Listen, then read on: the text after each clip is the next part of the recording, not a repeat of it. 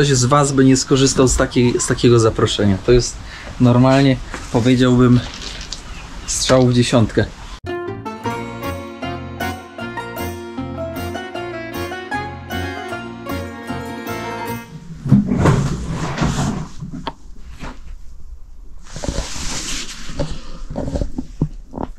Witam Państwa bardzo serdecznie. Nie wiem, czy się wyspałem, czy się nie wyspałem. Trochę się spało tak jak w namiocie, ale trochę gorzej, bo tutaj drzwi są otwarte, okien nie ma. No i w każdej chwili ktoś mógł wejść. Więc w namiocie jest o tyle dobrze, że póki ktoś wejdzie, no to ty już usłyszysz, że ktoś rozpina namiot. A tutaj, kurde, nawet przez te drzwi można wejść, bo tam szyby nie ma. Przez to okno, więc taki, powiem wam, taki dyskomfort psychiczny i nie można wejść w taką głębszą fazę snu. Więc czuję się taki 50/50 wypoczęty, bo kilkukrotnie się budziłem sprawdzać, czy wiecie, czy ktoś tutaj się po prostu nie krząta. Jak widać, warunki nie rozpieszczają. Moi drodzy, najgorsze w tym wszystkim jest to, że ta pościel nie była wyprana. I normalnie położyłem tylko tą kołdrę i na to śpiwór i kołdrę na poduszkę, ponieważ normalnie było czuć nieświeżością, czuć kimś po kimś. No to jest najgorsze w tym wszystkim. No nic, zawijam się stąd. Mam taką dobrą wiadomość. Nawiązałem kontakt z Polakiem. Ten Polak jest 300 km stąd. I tak rozkminiam, bo miałem jechać dalej. Ja miałem... a mogę teraz odbić do niego. No i chyba odbiję do niego. To taka okazja się nie trafia codziennie. Jest te 300 km. Będę teraz najprawdopodobniej jechał, jeśli nic mi się w głowie nie przestawi. Dobra, moi drodzy, ja się zabieram, a wy oglądajcie. Miłego oglądania. I pamiętajcie, książkę Ludzi Drogi zamówcie. Na Google wpiszcie Ludzie Drogi, tam wam wyskoczy, zamówcie. Pak. No, zaczynamy. Ten kwiatek sugeruje, że to mógł być po prostu pokój jakiegoś dziecka. Tutaj tak jakby ktoś herbatę robił na węglu. Albo coś po prostu się gotowało na gazówce i się przewróciło. Zobaczcie, jak to dziwnie zrobione.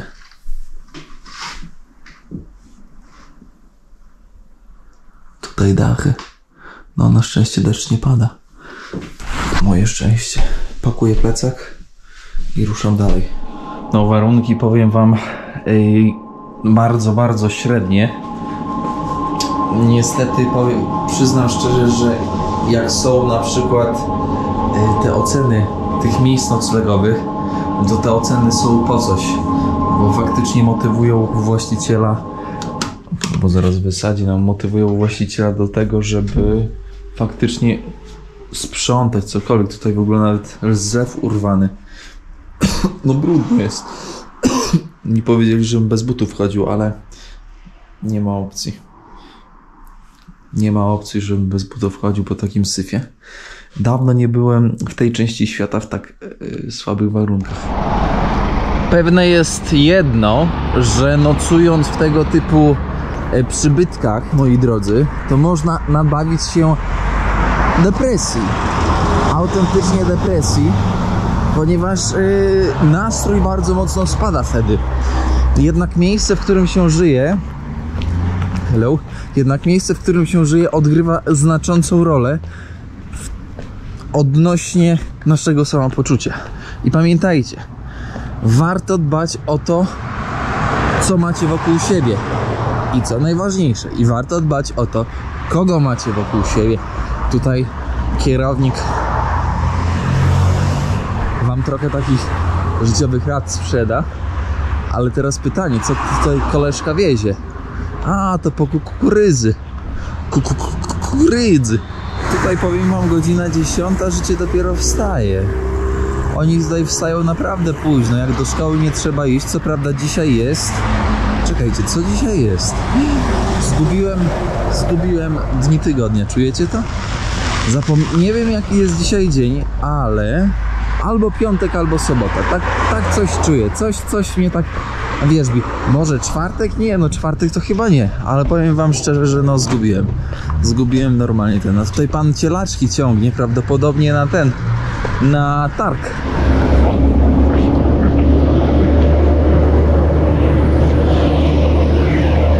Przyjrzeli do Betlejem pasterze.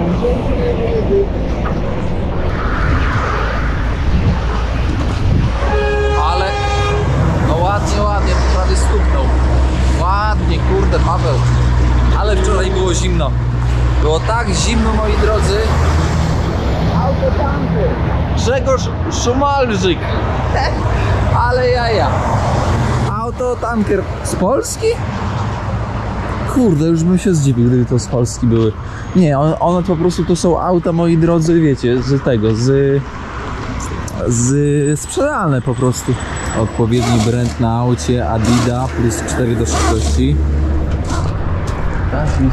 Hello? Zobaczcie, dzisiaj jest rynek, po prostu dzisiaj jest rynek. Doszedłem już, że dzisiaj jest już sobota, a tutaj jest po prostu rynek. Każdy przywozi, co może sprzedać. Dziewczyny przyjeżdżają z chłopakami swoimi, ładami. O, jakie fajne bele.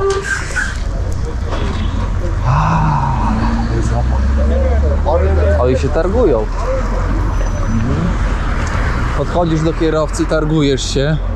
Od razu za całą przyczepę. On ci zawozi. Ale jest taki zapach jak kiedyś u mnie na wsi, wiecie?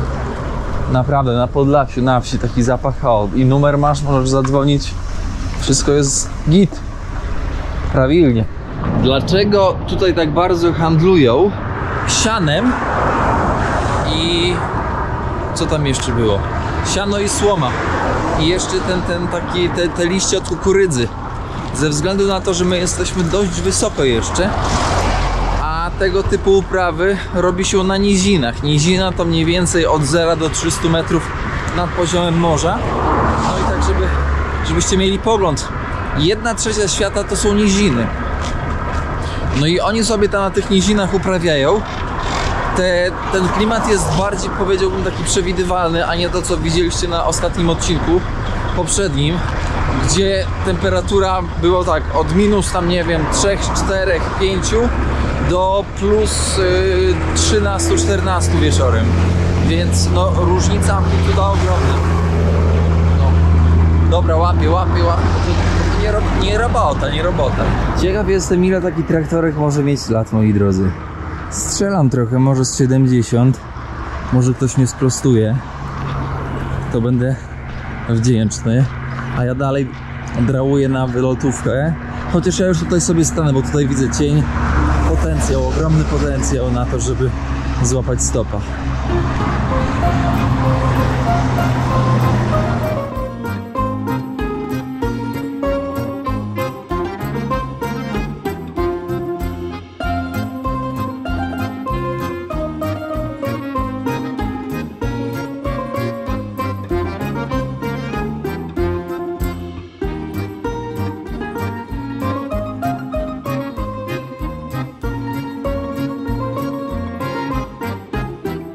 Tutaj jest stary zakład, w którym wyrabiało się beton i różne jakieś tutaj podsypki, ale został zamknięty na dzień dzisiejszy. Zobaczcie, my przyjechaliśmy stamtąd. Ja cię. 20 lat temu to tutaj było naprawdę, żeby przejechać to kilka dni było trzeba. I czterek. Tak się miejscowość nazywa. Tutaj jest szkoła. Tutaj sobie ludzie normalnie żyją, moi drodzy. Zima, lato. O. Это уже типа мини-вокзальчики идут. Mini-вокзальчик. Да. И вот здесь вот эти стоят машины, они как бы... Jak называется? Хашан. Хашан? Хашан. Хашан. Да. Хашан. Хашан. Ну. Попробуй. Очень вкусно. Осторожно, горячий, возможно. Хасан говорит. Больше. Очень вкусно. Что, у вас нету, что ли? Ладно, Нет. остановимся. Нет. Может, другое назвать. Какой дефи, что ли? У нас нет. Капуста, mięso, Лук. łuk, Tłuszcz. Ale pyszne. Прикол, давай. Chili. Yeah. Пшеницы и еще там много злака. Из Ну злака. да. Попробуй, очень вкусно. Dżarma, moi drodzy.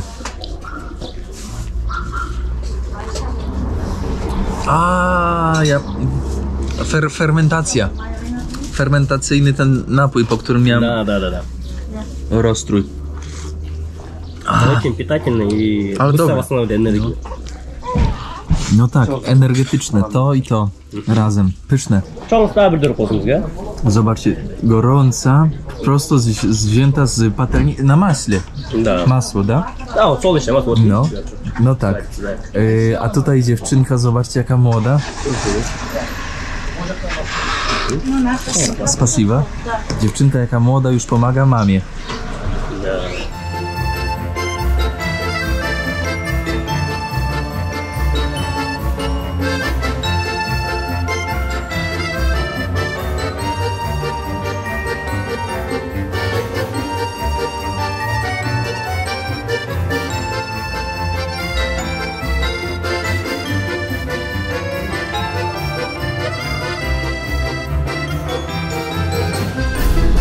Proszę zobaczyć tutaj, jak widzimy białe plamy na górach, no to są plamy solne. Tam normalnie jest sól, którą daje się zwierzętom, ale też można dawać do potraw.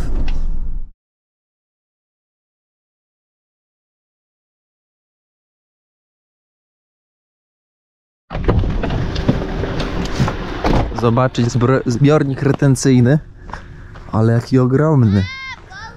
Ale jaki kolor, nie wiem czy to na kamerze będzie oddawało, ale podbiegnę tutaj. No, почему? Proszę zobaczyć, tutaj z kolegą rozmawiam i kolega właśnie mówi, że ta woda to jest zbiornik retencyjny, jeden z największych w Azji i kolega mówi, że zimą jest tak mało śniegu i tak mało wody się później gromadzi, że tutaj zobaczcie, są widać braki takie, troszkę tarasy. Ten właśnie punkt, który tutaj widzicie po lewej stronie, to jest, ukazuje jak przez lata ile wody ubyło. Ale niesamowity widok, kurczę. Woda jest tak czysta, że można ją pić i normalnie używać w domu.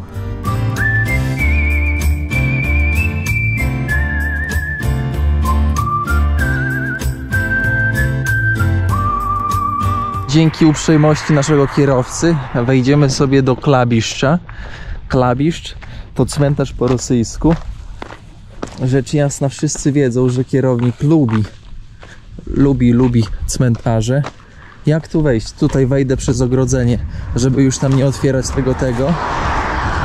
Tak przeskoczę kulturnie.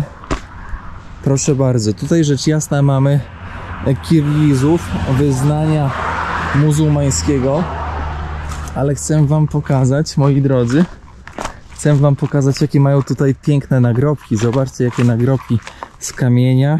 Też trzeba zaznaczyć, że Kirgistan jest przebogaty w minerały i tego potencjału jeszcze nie wykorzystuje do końca, ale pomalutku, jak mój kierowca mówi, próbują zdziełać.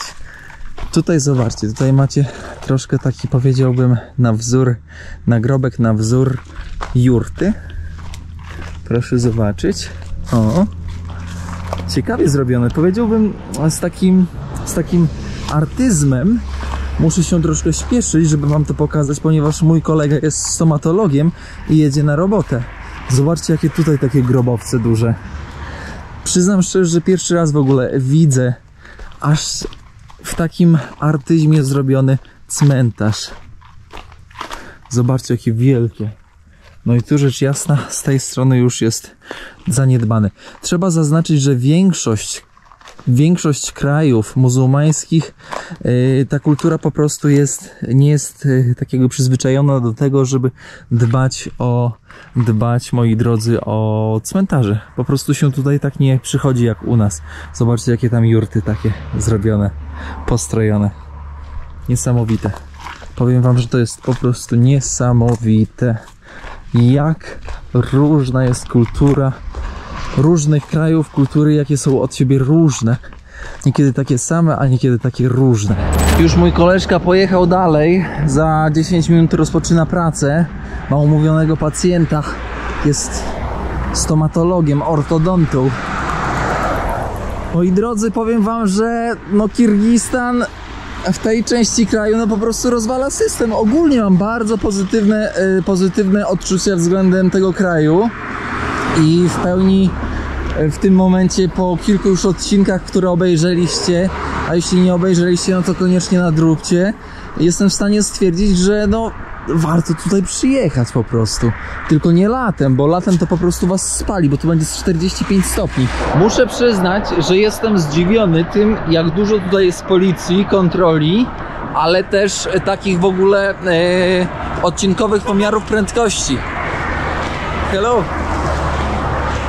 This direction! No da.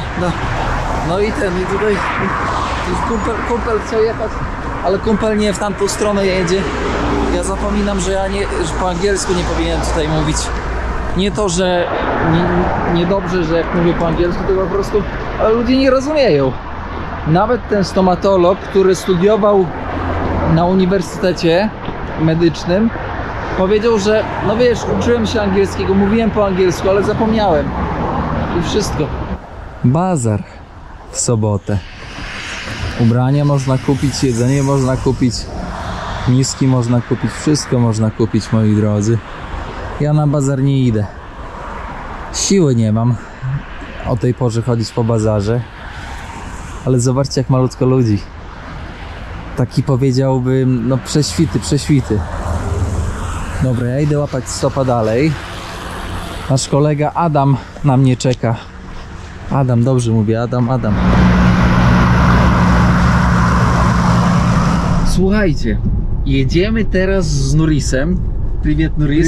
Очень спасибо.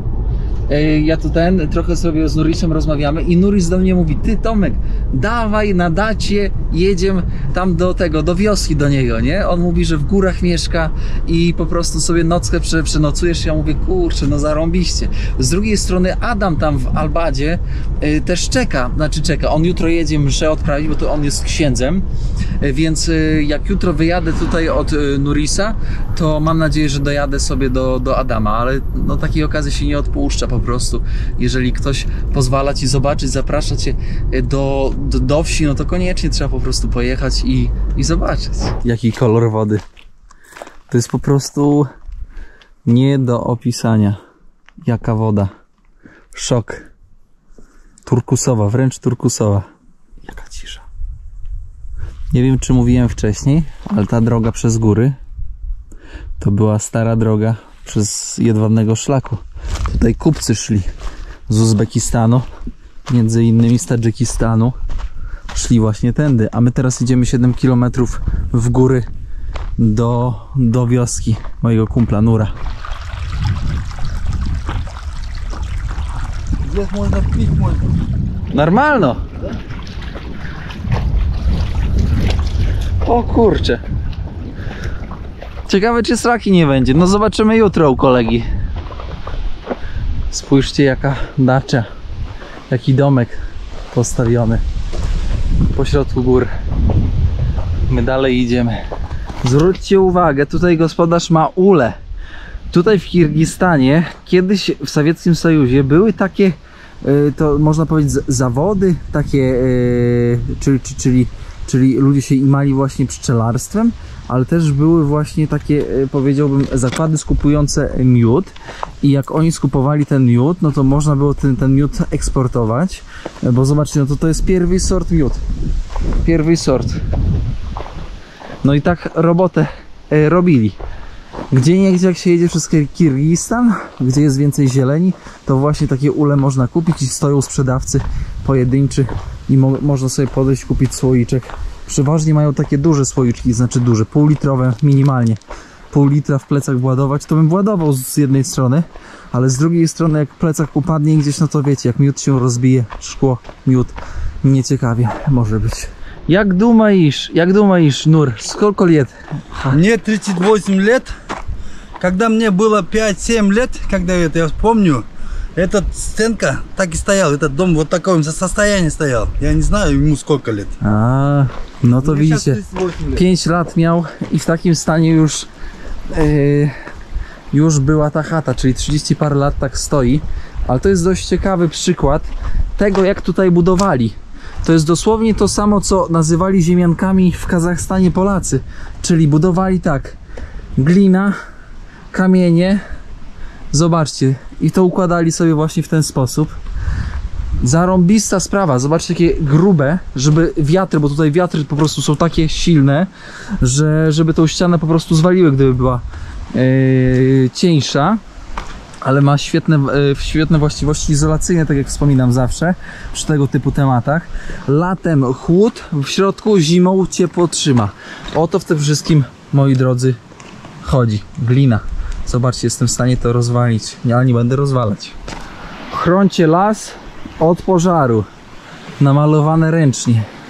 Często takie znaki na wschodzie są namalowane ręcznie. Ma to swój klimat. Proszę zobaczyć żurawina dzika.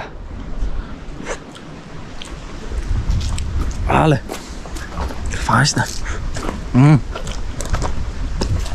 Dobre. Dlatego nie śmiecimy w lesie i w górach, bo później kozy jedzą butelki, butyłki. Wzięła butyłkę i poszła. A druga kwestia jest taka, że jak jest mała rzeka, jest mały przepływ, tutaj jest taki przepływ, to też warto zwrócić uwagę, że na przykład zwierzęta po prostu u góry rzeki strają i jak ty u dołu rzeki będziesz pić, no to może być tak, że po prostu wypijesz wodę z czymś ekstra. Więc warto po prostu mieć uwagę na to. Kolejny znak.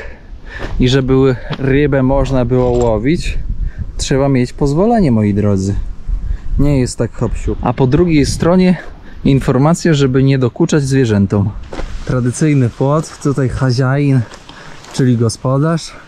Oczywiście za płotem jest czarina. Czarina, no nie można pyskować tutaj za bardzo z czariną, bo po prostu może wyskoczyć. Czarinka. Mówią tutaj na orzech włoski, mówią orzech grecki. To jest dość ciekawe, bo u nas się mówi orzech włoski, a tutaj mówią orzech grecki. No więc może coś tam spadło jeszcze, może coś tego. Tutaj z dziadkiem Kolą. Тебя зовут Кола, да? Да. Дида Кола. Да. 73 лет. Да. Годów. Sam żywiesz здесь. Да. Gieroj. No dziadek sam tutaj tego sobie żyje. Sam sobie panem, a tutaj sabaczka. O, zobaczcie, czarinka. Pilnuje dziadka. No trzeba. Orzech grecki. Test kierowniczy. Takie jak polskie. Fajne.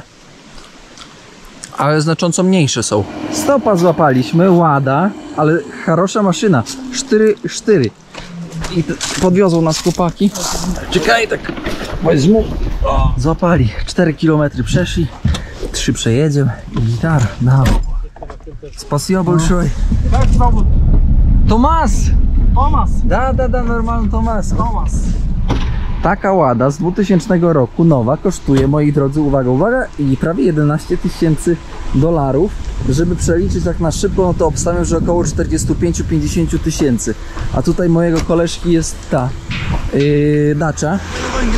Ale działeczka elegancka, dzisiaj tutaj kimamy. Ta. Zobaczymy, co na to rodzice mojego kumpla.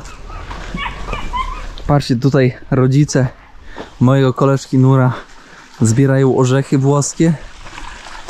Taty chyba nie ma teraz w środku. Ja troszkę poczekam, żeby tutaj taka prowizoryczna kładka. Ja tu poczekam sobie, żeby tego tak nie zaskoczyć, powiedziałbym. Zobaczcie, łóżko dla mnie dzisiaj. Nie no, żartuję. Fajnie. Ruksak wzięty, da? Sabaczka, czarinka. Mówi, że nie kusa. Wchodzimy do domku. O, очень хорошо. Вот твой кровать. О, хорошо, спасибо. Сумку можешь сюда ставить, чтобы не мешало. Zobaczcie, jak elegancko. Телефон. No da. Телефон сюда поставишь? No da. Wstyd. I powiedzcie mi, moi drodzy, że ktoś z was by nie skorzystał z takiego zaproszenia. To jest normalnie, powiedziałbym, strzał w dziesiątkę. Tutaj orzechy zbierają, sprzedają wszystko. Ale zobaczcie, jakie te orzechy są małe. Mniejsze, powiedziałbym, takie. O, zobaczcie. Ryby hodują, owoce zbierają. Proszę zobaczyć, malina. Nie, to jest róża. Róża dzika. Ja się z tymi czarinami to ja się mam. Słuchajcie, mój kolega, on chce tutaj stworzyć taką ostoję dla turystów. Chce tutaj zapraszać turystów. Oczywiście wiecie, za odpłatnością. Nocleg, nie nocleg, te sprawy. Jedzonko tutaj wszystko przygotuje i ogólnie no nie mogę przejść. Dobra. Tutaj widzę, że ten taki duży ten Charino. No, tak czy inaczej chcę, wiecie, poogarniać tutaj, żeby z tego troszkę pieniążki robić. Miejsce kosmiczne. Moi drodzy, miejsce kosmiczne. Patrzcie, jaki szerszeń, ty. O kurczę, jaki wielki. Ale szerszeń. Zobaczmy, co tutaj ten cała maszyna. A, maszyna. Na rybu, da? Na rybę. Idziemy wyławiać. No ja to jestem praktykant tutaj kirgijski. Zobaczcie, no po środku gór. No nie wiem, no ja to powiem wam, że ja to mam takiego nosa do takich przygód, że tak to określę. No dzisiaj będziemy sobie rybę piec, coś tutaj ogarniać. Ja trochę praktyki, o, wagę koleżka niesie. Trochę praktyki ogarnę. No i jutro się zawijam dalej. Tam na mnie Adam czeka, wiecie o tym. O, proszę.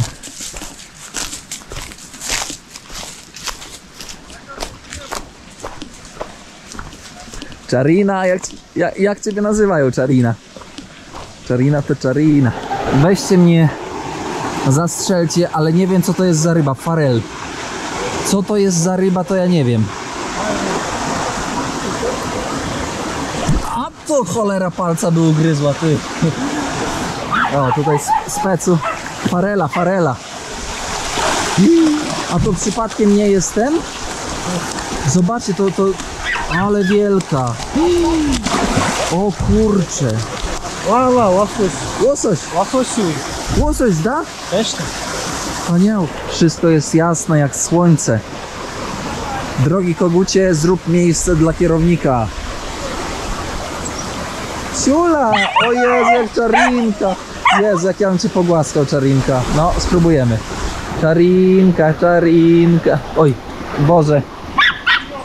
Jak ja się ciebie boję. Boże, Czarinka. No nie mogę. Boję się, że ugryzie. Dobra, nie zaczepiam. Ale o co chodzi? Tutaj łososie. Woda cały czas... Łosoś musi mieć świeżą wodę, więc woda idzie cały czas z rzeki, z gór. Elegancko. Tutaj jest odpływ, żeby cały czas było po prostu, wiecie, żeby był przepływ. No i interes się kręci. Teraz właśnie klientela przyjechała, 2 klientów, babeczka i tutaj ten ziomeczek czerwony, to są 2 różni klienci, będą kupować, ale zobaczcie, jakie te łososie mają brzuchy takie, w ogóle później wam jeszcze pokażę, jak wyciągnę. Dość ciekawa sytuacja, bo tutaj 6 godzin będą jechać ta klientela, ta pani ma restaurację, oni te butle z tlenem podłączają do tego plastiku, będą 6 godzin jechać, żeby, wiecie, nie poumierały. Chłopaki będą tutaj łososia ładować do tej butli, do tej skrzyni plastikowej po jakichś pestycydach czy czyś tam, a tutaj jest tlen, no, więc teraz będą ładować tymi podbierakami, zaraz wam pokażę. Chodź, Pimpek, już się przełamałem, dałem mu wody trochę, no chodź, Pimpek, przełamałem się trochę, chodź, no chodź, ja się trochę boję, bo trochę nakarmi, dałem mu wody. Takie kumple trochę jesteśmy. Pimpula. Trochę nie podoba mi się, że jest na łańcuchu. Zobaczcie, jak tutaj łososie teraz już pakują. Łosoś do tego, później na wagę. No. Zobaczcie. Łosoś z górskiej rzeki. Zobaczcie, jaki ładny różowy brzuch. boki różowe. No. Ale to jest fajny system, bo woda idzie, małe rybki idą tutaj wodą, wrzuca, po prostu ściąga je. Tu jest przepływ, tam jest siatka, żeby nie wyleciały. One sobie tutaj rosną, dokarmię je tutaj. I wszystko się zgadza, moi drodzy.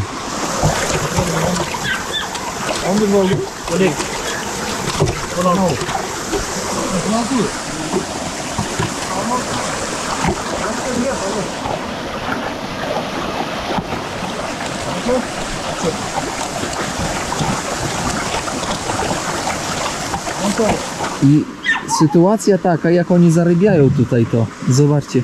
Ikrę dają do inkubatora. Да, тут видишь, Маленький, да? двумя глазами приходят. Они уже оплодотворенные. Сюда на инкубацию привозят. I maleńki В takie. течение 2,5 месяца уже грамм становится. 1 грамм. 1 грамм. No da. С 1 грамма начинает продавать. No da. A potem karmiat da А это pasza. товарка.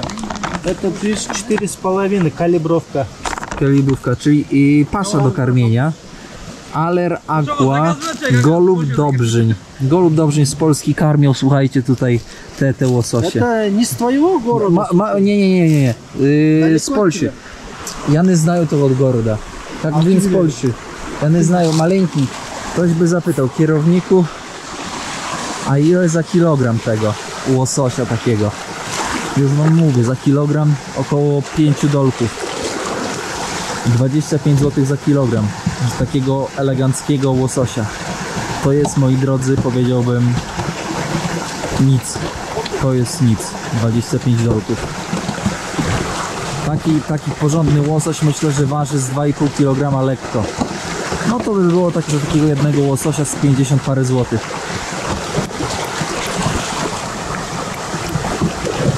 Ciężka robota. O kurczę.